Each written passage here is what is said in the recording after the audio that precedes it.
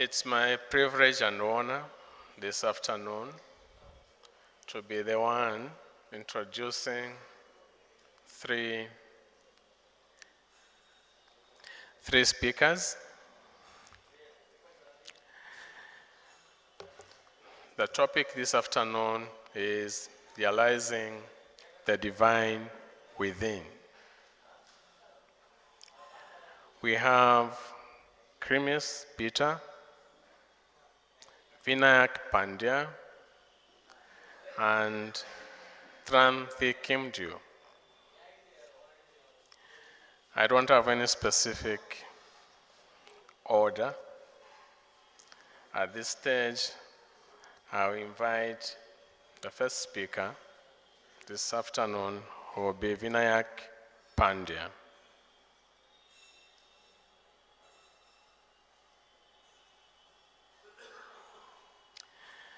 Vinayak Pandya was born and brought up in Bombay in 1955. His parents, uncle and auntie, were Theosophists, so he's been brought up in that environment. His family was directly and actively involved in setting up Shri Hajvan Ashram Lodge at Kadori, Gujarat. Vinayak Pandya has graduated in commerce from University of Mumbai and is practicing as a chartered accountant for more than 37 years. He has been a member of the Theosophical Society since 1972. He joined through T.S. Lodge, Shri Hajvan Ashram Lodge, Kadori, attached to the Gujarat Federation of the Theosophical Society. Vinayak has worked briefly at Bonjasara and the Treasury Office at Adyar. Later, he transferred his membership to Vasanta Lodge, Santa Cruz, Mumbai, in which he has been active. In the Bombay Theosophical Federation, he is at the moment the president. During his tenure as Indian Section Council member for last 10 years, he has been able to impress upon fellow members to avoid erections, bitterness, and rather work in a harmonious theosophical way and take decisions on consensus. He has a privilege in attending conventions under presidentship of Brother late N. Sriram, late Mr. John Coates, late Dr. Radha Bania, and now Brother Tim Boyd. He has come across many theosophical readers and also attended many lectures by Jiddu Krishnamurti. He is also associated with Theosophical Order of Service activities. He is also associated with other social organizations. He is taking active initiative in tree plantation movement in North Gujarat. Brothers and sisters, I present to you Vinayak Pandya.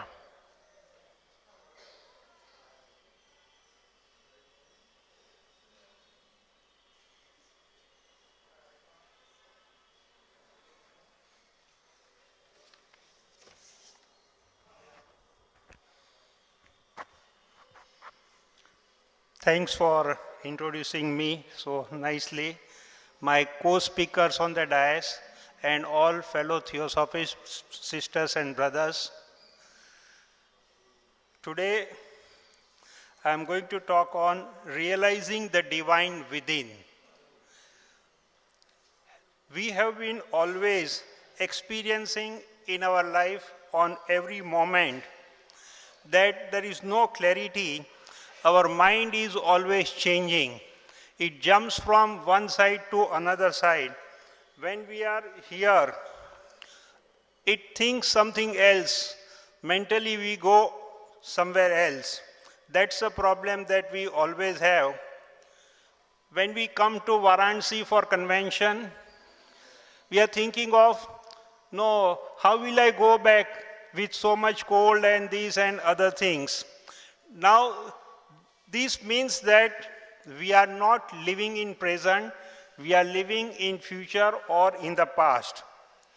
The Buddha says that do not dwell on the past. Past has already gone.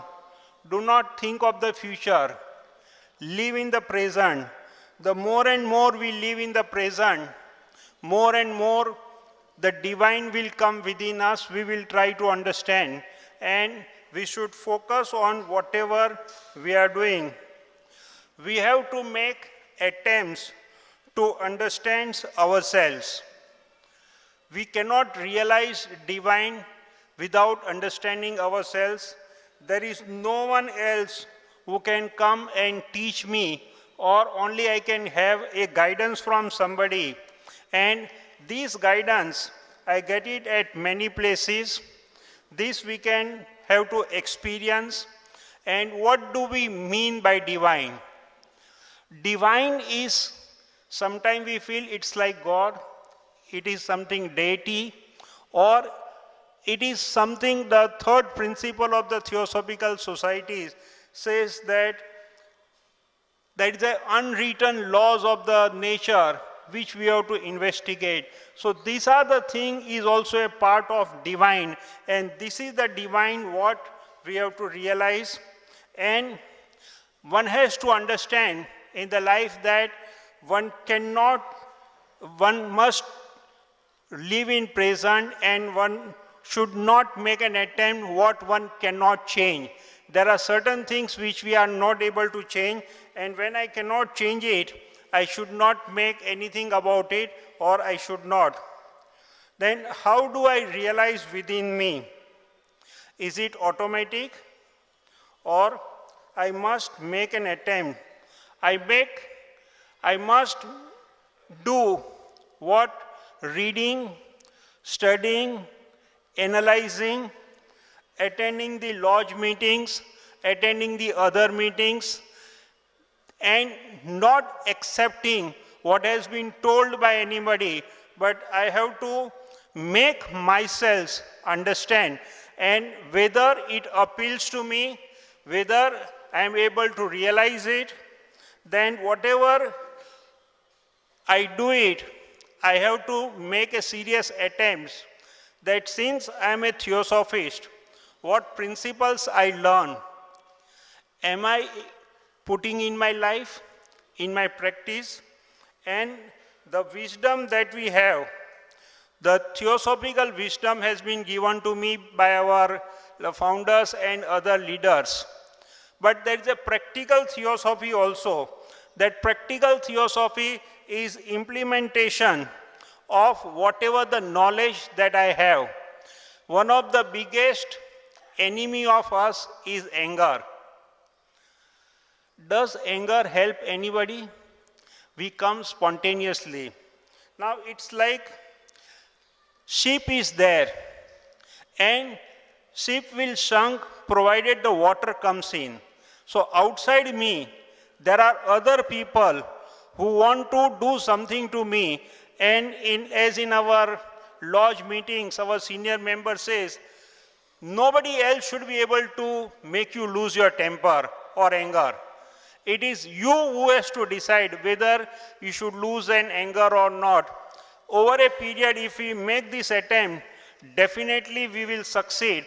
And once we succeed into this, many of the problems of our life will get resolved, and we will be able to follow the principles of the Theosophical Society. Many a time we criticize and we do not think of an improvement. Most of the people will suggest that do this, do that, but nobody wants to come forward and solve the problem or help the people. As a theosophist, we should not make a criticism, but we should always be a party for improvement. And once we do the improvement, then only the things will be better. I can tell you a story on this, the criticism and improvement. That there was a student who passed his painting course. After passing the painting course, he made a beautiful painting. He displayed the painting on the roadside crossing, and below that he wrote that I am a new painter, I have just taken a graduation in painting. Please mark cross wherever the mistakes I have made. And he went home.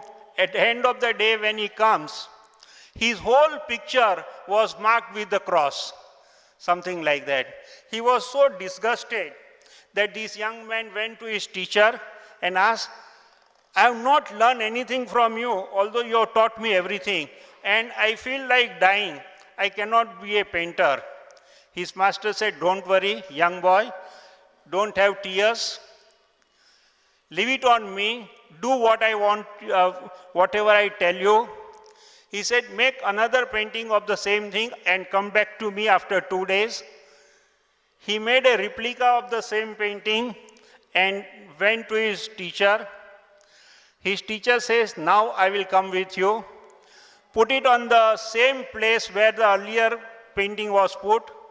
But this time the teacher wrote that I am a new student. I have made this, and those who want find any mistakes, please improve it. I am putting my brush and other materials. At the end of the day, when they went back to see the painting, nobody did anything. For a week, nobody did anything. For a month, nobody did anything. Because when the question comes improvement, nobody was prepared to do improvement. Everybody was interested in making the criticism. So we as a Theosophist try to be always a party for an improvement rather than a criticism. Then once this is done, we will be able to come up in the life, and this will help us a much more in realizing the divine within us. How do we generate this? How do I get divine? How do I get myself improvement? Is learning myself, understanding myself. Understanding myself can start with watch the breathe that every day that I do. 30 seconds in a day, if I observe my breath, that's more than enough. Then slowly, steadily, I can go for meditation and other things.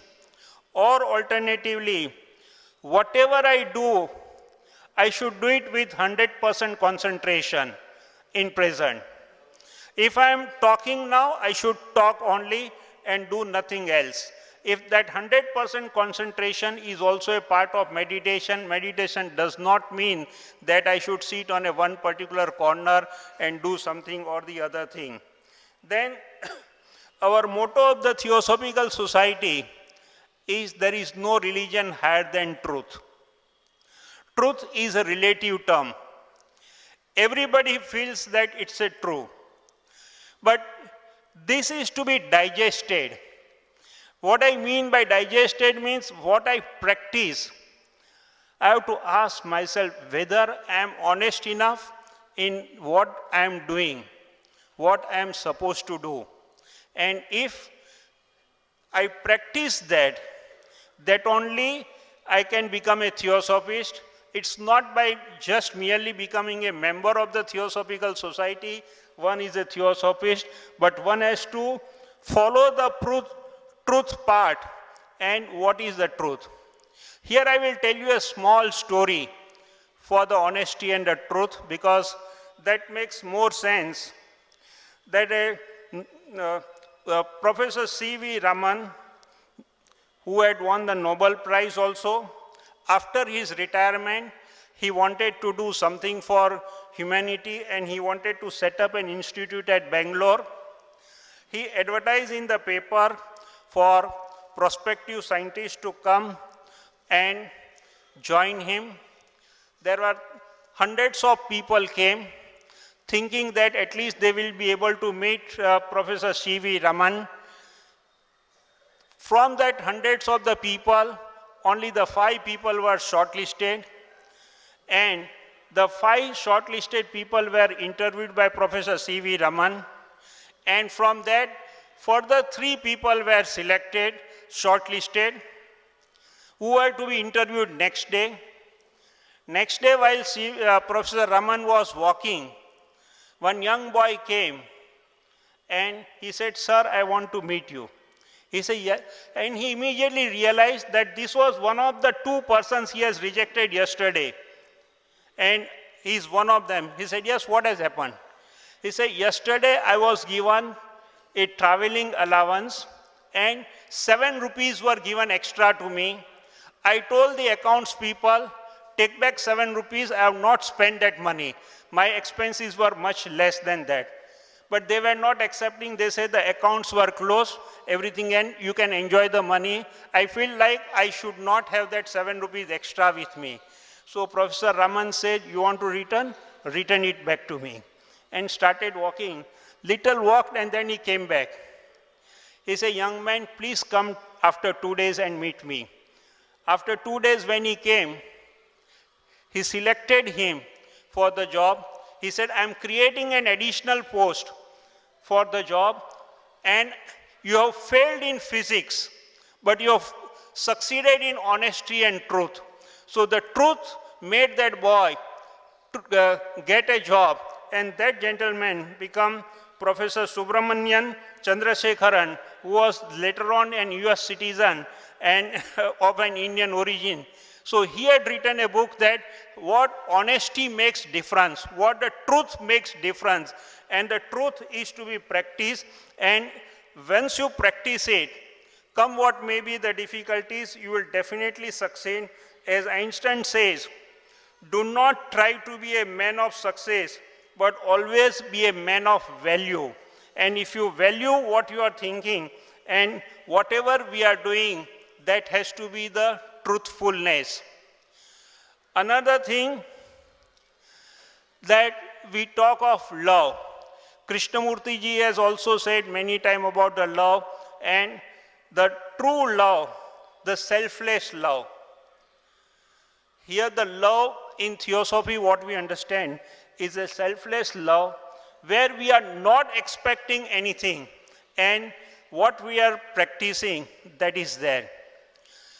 Many of the people who are here, our delegates, are attending the convention regularly. You must have heard P. Narayan Murthy, who had come to Adyar during the convention and given the lecture, isn't it? So before I conclude my views, I will tell a real story of Mr. Narayan Murthy, what he has narrated, and that will make the selfless love what it can be, and it will prove a point. That once in a morning, Narayan Murthy was reading a newspaper. His wife shouted, "What are you reading newspaper? Can you please come and help and make your daughter have a breakfast?" Narayan Murthy just thrown away the newspaper and went there. His daughter Sindhu was sitting there. She was crying. There was a bowl full of curd rice, and they wanted her to eat the entire curd rice. She was crying. Then Narayan Murthy said, "Darling Sandhu, can you please take something for me? For my sake, 1 or 2 spoons, 1 or 2 spoons for your grandamma and 1 or 2 spoons for your mummy." She said, "Yes, Dad, I will take.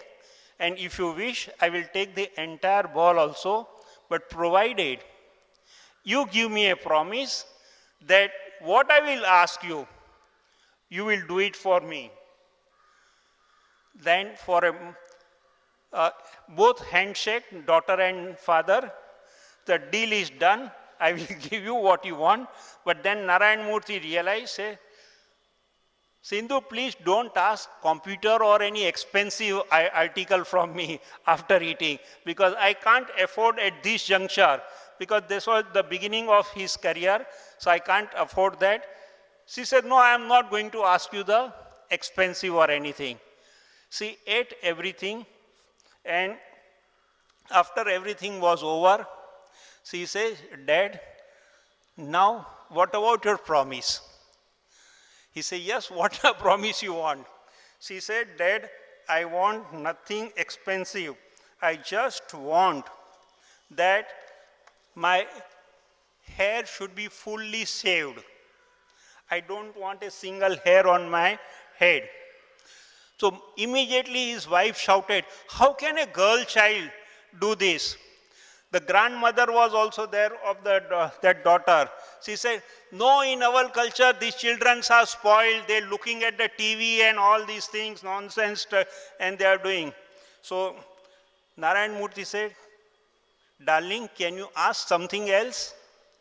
Then that daughter said, no, Dad, you only told me about the Harishchandra, that once you make a promise, you have to fulfill the promise. And if you don't fulfill promise, then immediately Narayan Murthy say, yes, we will shave your head totally. And he said that if we don't keep our promise, then the daughter will also not keep her promise in the life. Then what happened was, next day Narayan Murthy went in the car to leave her daughter at the school. She had totally without an hair, waved her hand for a bye-bye and all that. Suddenly another car came. One boy came out of that. He was also not having any hair. So Narayan Murthy thought, my daughter and this boy must have made some plans or something, and that is why. So the boy went. Then another lady came from the same car from where the Harish had come. He said, what a lovely daughter you have. Then say, why? What happened? My son Harish is suffering from a cancer. He is going for a chemotherapy treatment, and because of that he had lost all the hair. He was not coming to the school, and because without the hair the students will unintentionally or unintentionally tease him. But your daughter promised that you come to the school, study, and I will see that nobody is doing anything. And that is the reason it's supposed that she has already shown. So they say, what a lovely daughter you have. She has done this for a selfless love for somebody else. And that is what, without expecting anything, and that is what the person has to learn in the life, that whatever we do for somebody else, it is not for expectation. And if this is done, we will realize the divine within. Thank you very much.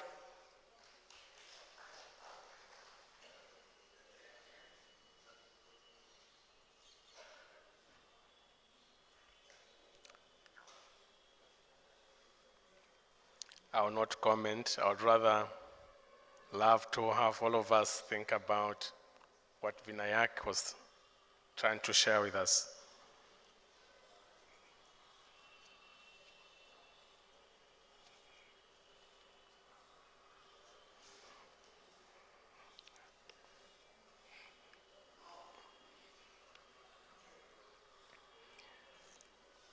Our next speaker this afternoon will be Clemice Peter. A few words about her. Miss Clemice Peter is a long-time member of the Theosophical Society in Brazil. She has special interest in the teachings of Jiddu Krishnamurti, HPB, and Besant, among others. She came to India, Adyar, in 2014, and she's currently heading the editorial department.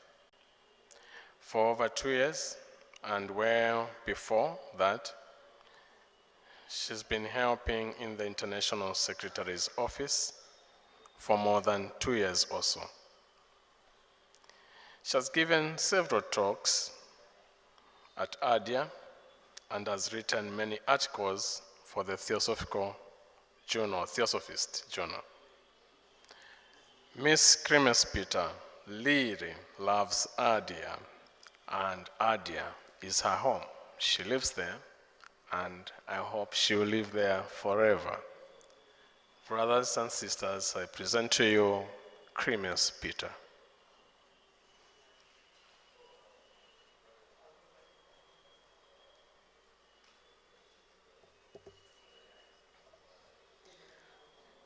Thank you. Forever is quite a long time. But let's see, we don't know. So, today we are here to talk about a subject that is quite difficult to talk about, which is to realize the divine within.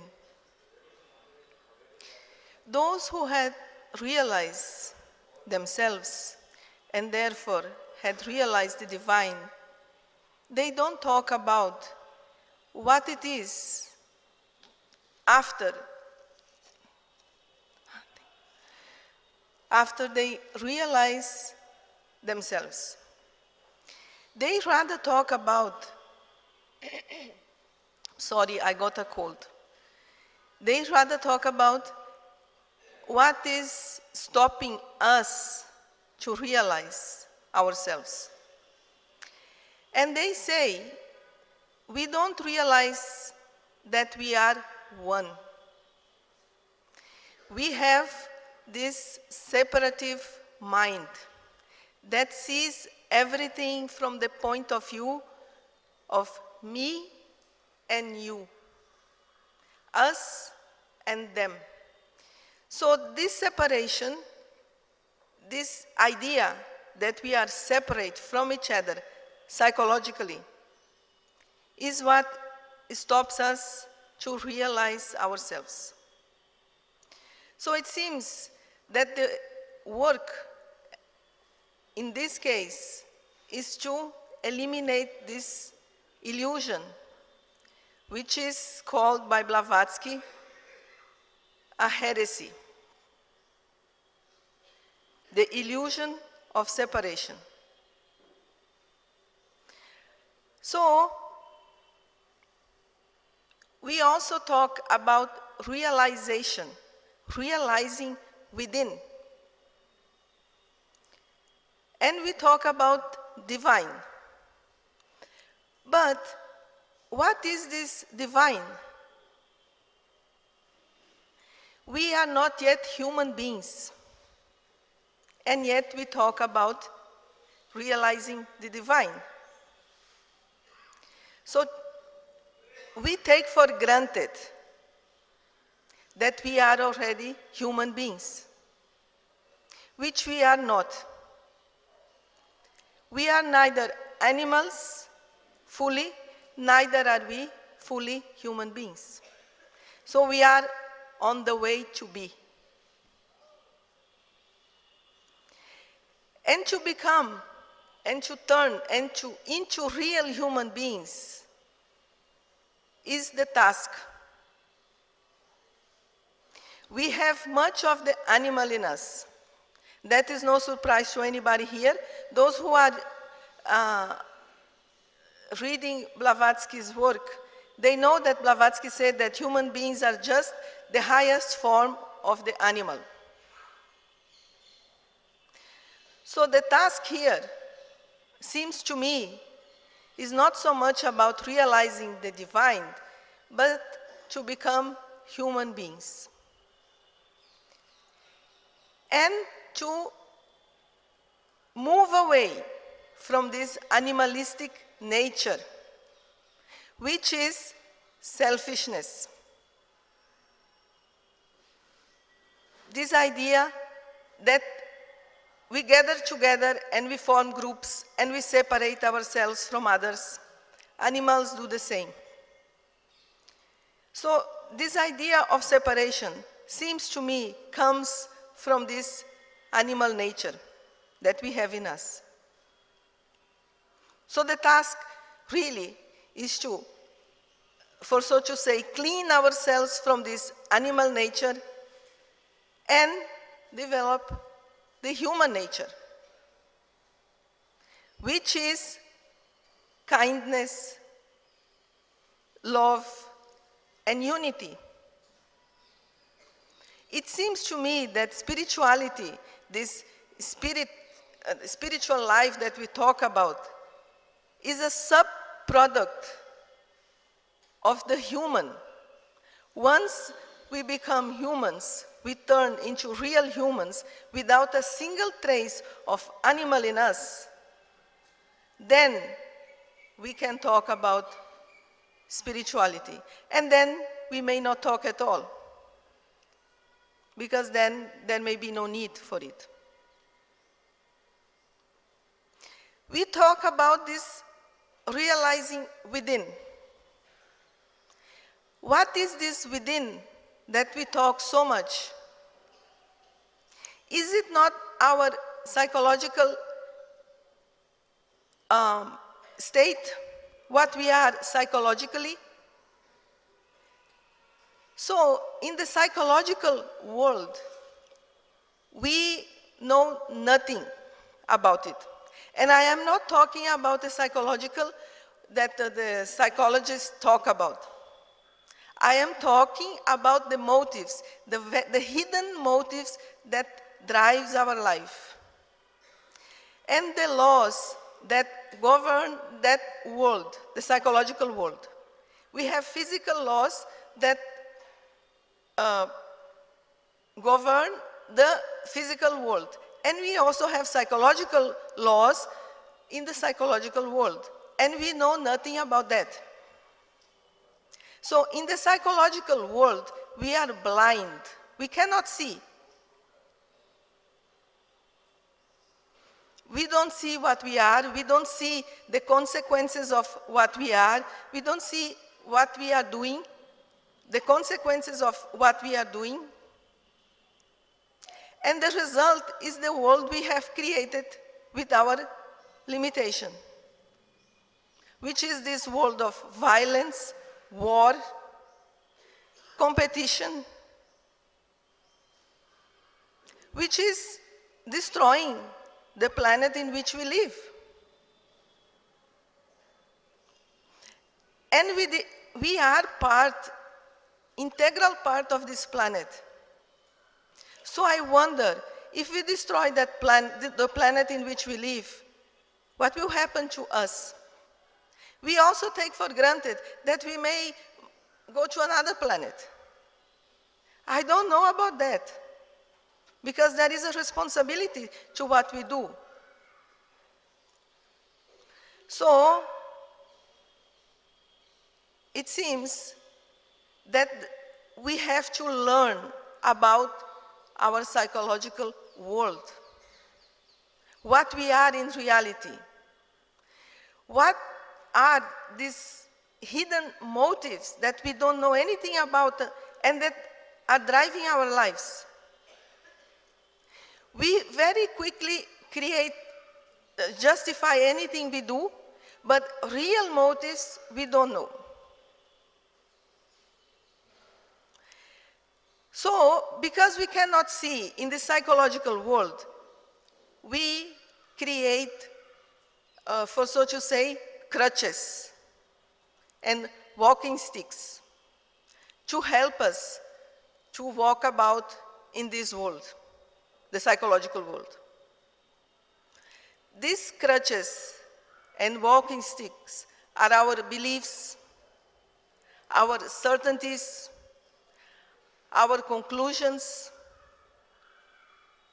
And these crutches are also preventing us to see, because we believe that because we can move about with them, we see.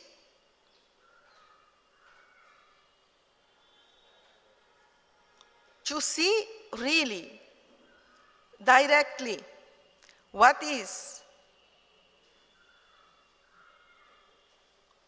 what we have to do. And we don't know how to look. So we really need to start to pay attention to and turn within.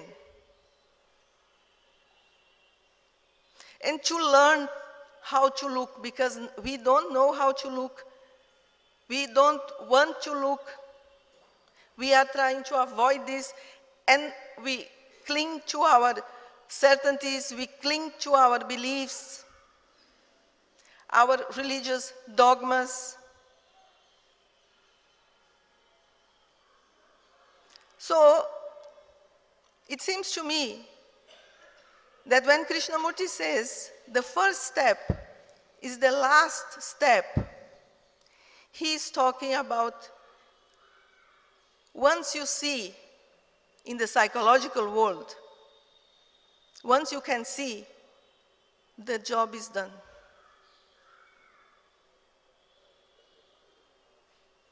So friends, I think we should concern ourselves of becoming humans first. We cannot take for granted anything. The divine seed is in everything, is in the plants, it is in the dogs, in the cats, in the small butterfly, and of course it is in us. But as a seed, not when you sow seeds, some of them sprout, some of them don't. And Jesus even said that he was sowing, and sometimes the seeds he was sowing was falling into the rocks.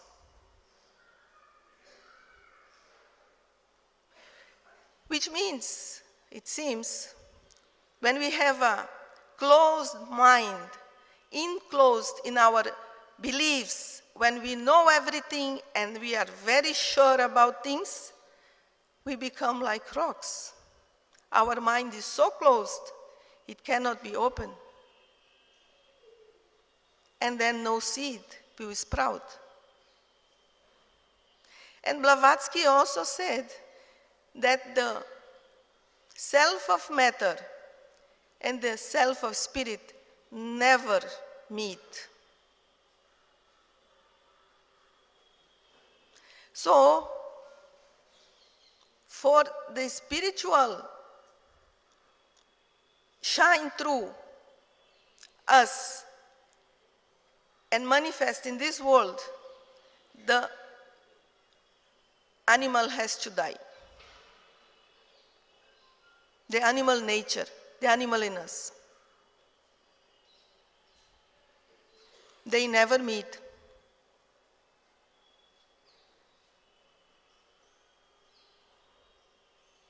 So, that was what I had to share.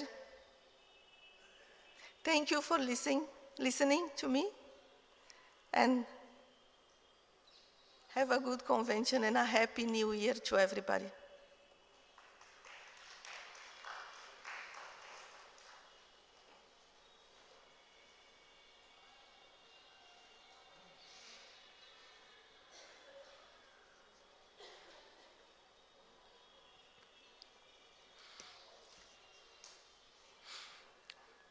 The other day, when I was being asked to introduce Madam Tran-Thi-Kim-Dieu, I was wondering whether she really needs introduction. Our topic today, still realizing the divine within. The third presentation is going to be made by Tran-Thi-Kim-Dieu. Madam Kim-Dieu was born in 1949, and she joined the Theosophical Society in 1972. She's a postgraduate in pharmaceutical technology. Tran-Thi-Kim-Dieu is the chairperson of the European Federation of the Theosophical Society, and a former General Secretary of the French section. Madam Kim-Dieu gives monthly courses at Paris headquarters since 1987.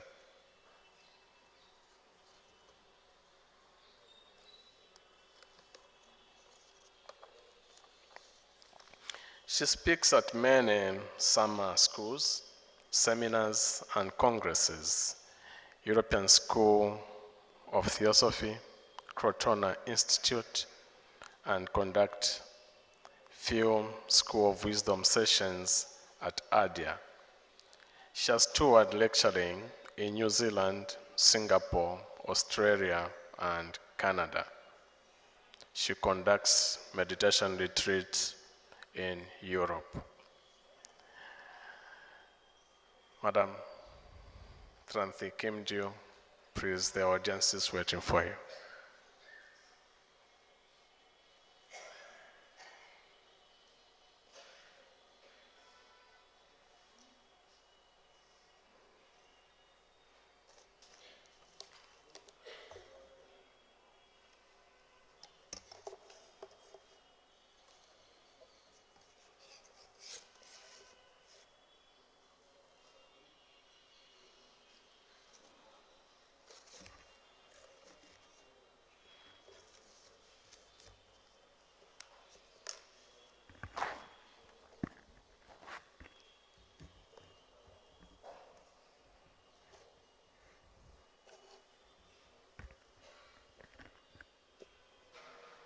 Good evening to all. Friends, I am very glad to share with you some of my thinking and understanding. I have some hesitation because you are all learned. So learned that I have nothing more to add to your knowledge, except raising some questions amounting to only one at the end. And that one, nobody can answer at your place. Very often, when I observe the human phenomenon, I am amazed to see that the majority is involved in constant activity. This happens because people are compelled to earn their living, or supposedly because they are under the pressure to act. The unceasing struggle for survival is a curse of a sort, which humans are not ready soon to rid of. Naturally, I'm not talking about the working class, who are meant to contribute in a way or in another to the human society. Because after all, having a decent, ethical job and taking care of one's family is part of spirituality. I am talking about these who are enmeshed in the hectic trend of events, drawn by an inner urge which is not yet understood. It is not understood despite all explanations given by generations of diverse instructors. It is not because it cannot be done by whatever instruction given. It cannot be done because it can be only done by the concerned people, individually. Also because any collective understanding is a result of individuals' wants. It is rather amazing to observe that most of humans live as if they are going to last forever. They know, theoretically, that each one will die one day, but they don't have the real feeling that their life belongs to the temporary and that every instant draws them nearer to the physical end. The unconscious wishing to prolong one's life is so strong that they cannot resist the thrust of achievement. That way of unconscious living, running by itself, generates its own energy by repetition. This merry-go-round can continue for a long time, for lifelong, for many lives. If the individual could spare time to feel the insight and could go beyond boredom, a question may pop up in the mind. Is there any ending at all? This question asked by oneself to oneself will soon trigger reflection. It manifests the first doubt about the spell generated by mechanical living. It may not bring a sudden reaction, but it will simmer for some time. When it has cooked enough by a curious mind, an inquiring mind, the latter will take a mild turning point in tentatively opting for a positive answer. Yes, there must be an end. I'm not certain, like the certainty of a dogmatic. But let's experience and see what will happen. From the doubt of the spell of a mechanical life, the individual has moved to the first questioning. The mechanism of the merry-go-round starts now to crack. One question, one step, up to the end. The end of the merry-go-round, which a learned student would call samsara, the world of appearance. Yes, definitely, all have an end. Nevertheless, before the end, one's own, one would try to move it further to the farthest by keeping it in the unconscious. But in daily life, one cannot but manifest the life within. Moreover, in the land of truth-seeking, there can't be any seeming or faking or pretending. In fact, who are humans? Who am I? And rather, to be more appropriate, what am I?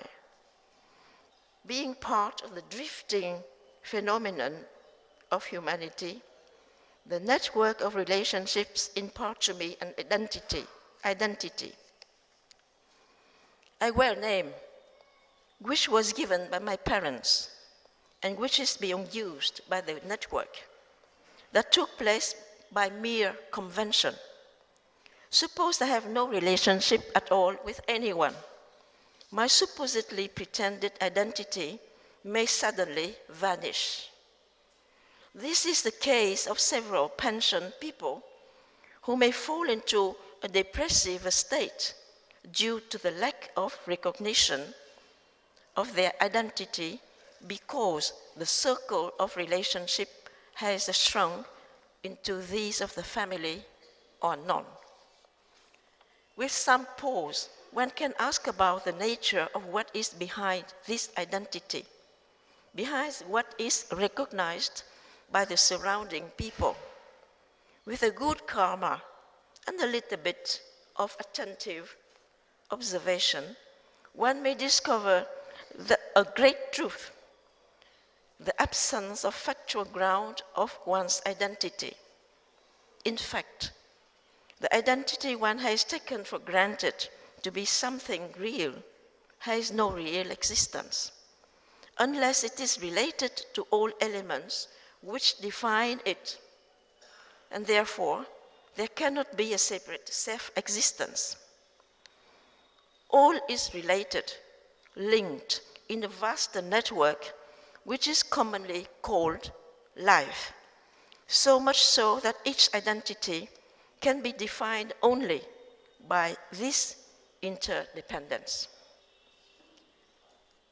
So each human being not only is impermanent, moreover, it is temporarily and it exists solely by interdependence with all the others.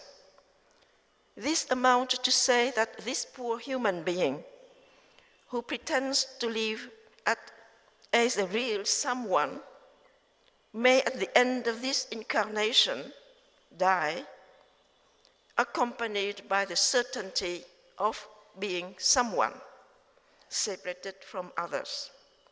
The great heresy of separateness is now consumed. It cannot be denied that this heresy regulates most of the time our dealing within the network of relationships. Then another question necessarily arises. How can one get out of this limitation?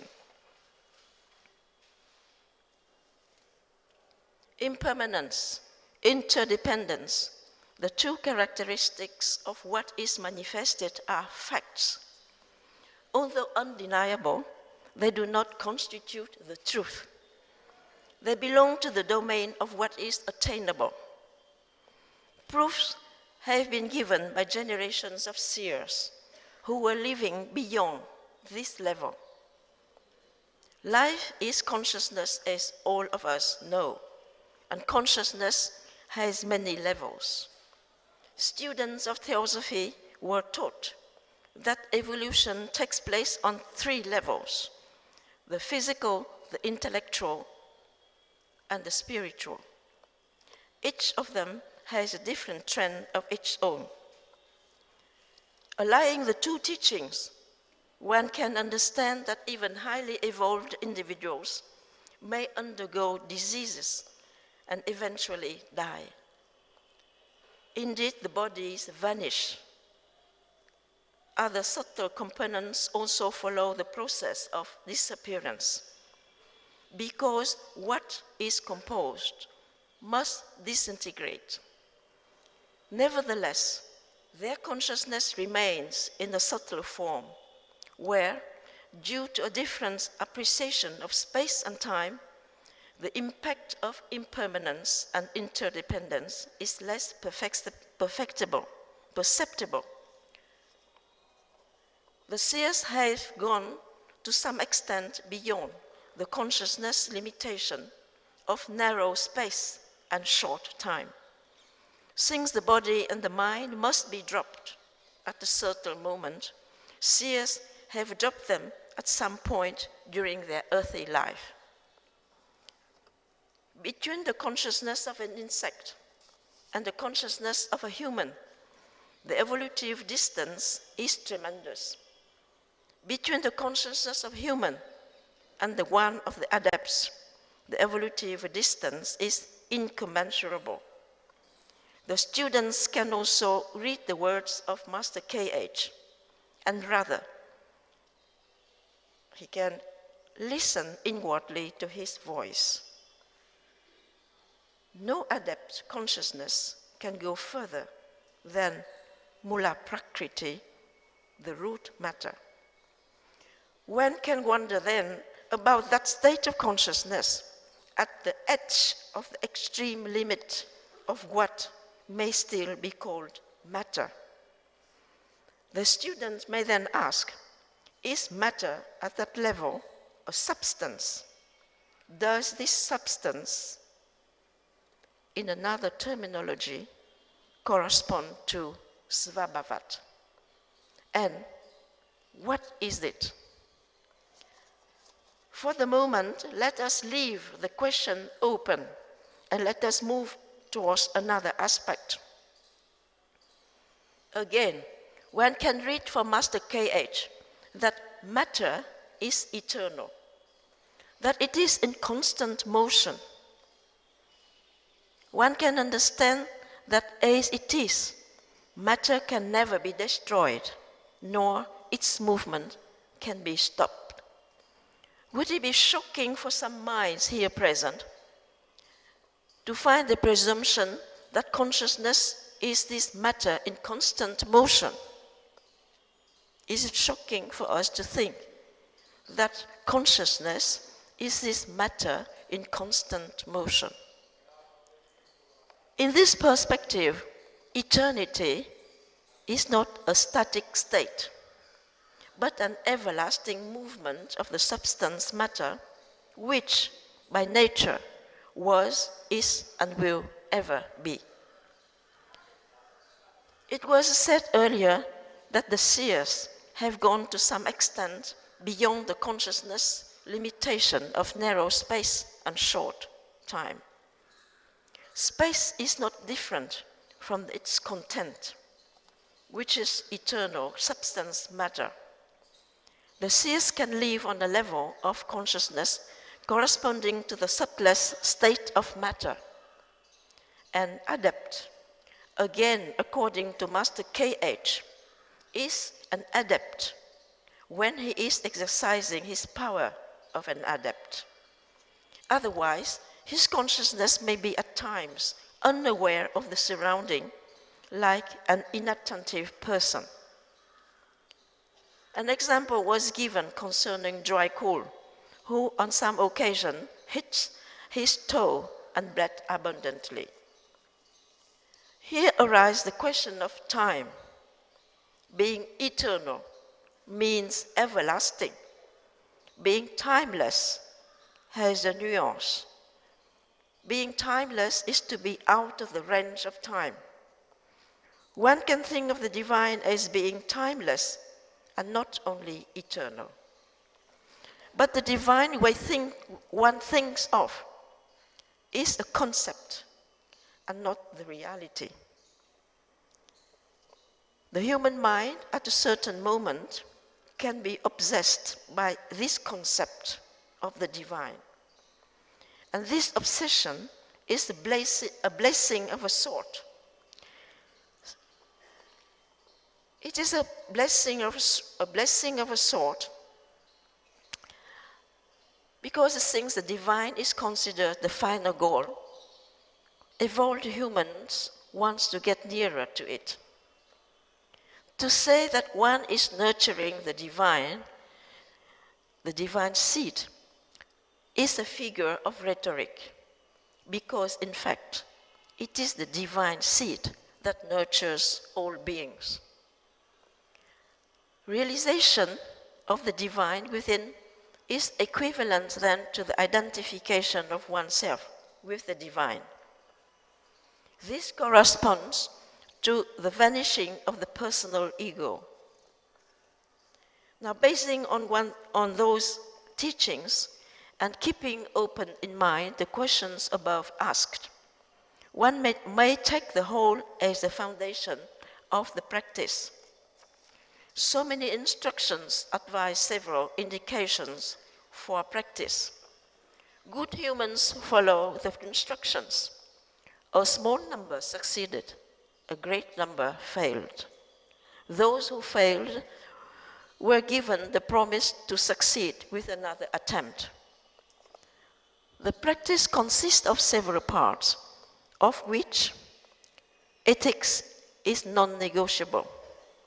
Naturally, each serious student and truth seeker will not neglect it. This part pertains to the attainable world, that of humans. But humans are called for getting out of this world of appearance by going beyond it, by not ignoring it or by bypassing it. Going beyond means transcending, having completed the understanding of impermanence and interdependence. In other words, the actual seeing of the temporality of things, events, and people, as well as the absence of a separate self. Now training the mind, understanding the nature of emptiness, form the other parts of training and practicing. On the practice of mindfulness, meditation, with various methods, when applied in the correct way, will help bring the student's practitioner out of the realm of appearance. The matter of time again pops up with this legitimate question. When is one apt to realize the divine? A story relates that a disciple of Ramana Maharshi, being so eager to advance on his spiritual path, inquired about his state by asking the seer, where am I on the road regarding the divine? Ramana answered, a cow is nearer the divine than you. What a blow. Some traditions explain that the cow is nearer because it is on its going out way, while a human who has been on its outgoing way to the farthest now is on its return journey, back towards the divine. But if a cow is nearer the divine than a human being, how long it will take to a human being to realize the divine? It's a long way, progressive in its move towards the divine, isn't it? But as mentioned, the divine that one thinks of is just a concept and not the reality. How then to approach this reality through a concept? How to realize the timeless with a mind imprisoned within time? But can the mind be used as a finger pointing to the moon and help the seeker to see the moon itself? If the answer is no, then there will be no possible solution. Then what is the divine?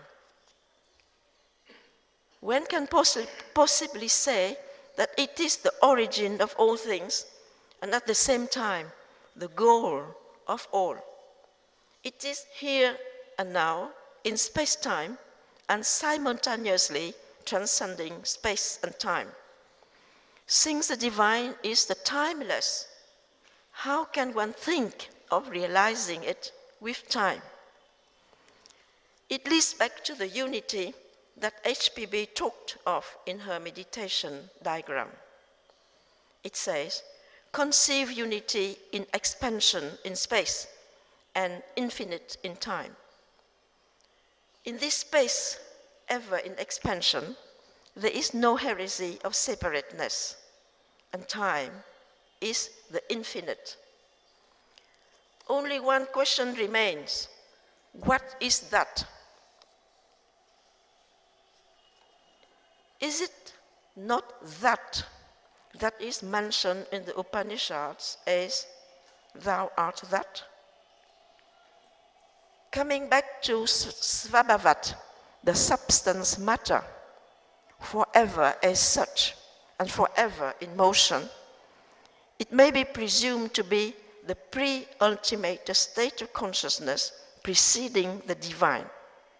The student may then understand the allegory that one can approach the divine as coming nearer and nearer to the light, but never one can touch the flame of unity where one merges in infinity. Pondering over, inquiring about that may perhaps draw the inquirer nearer the divine and its infinity.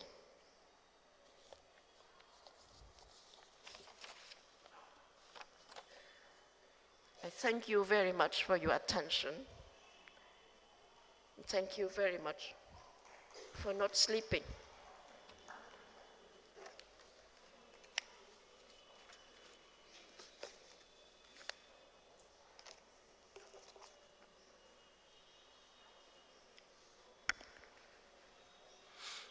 That was the third and final sharing from Tran-Thi-Kim-Dieu on the subject, realizing the divine within.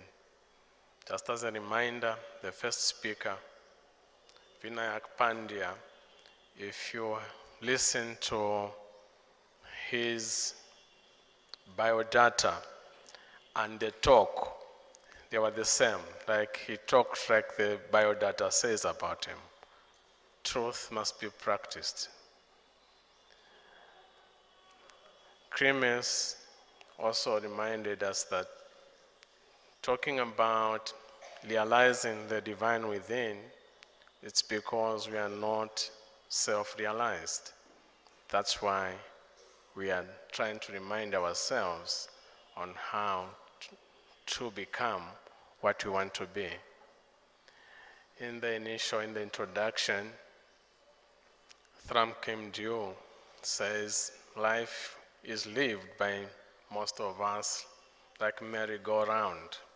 Life is going to continue, we will continue enjoying and living. But there comes a question as to when will there be a stop to all these things? And if there will be such a stop, then obviously that's the beginning of looking at or going inside within to discover what we really are.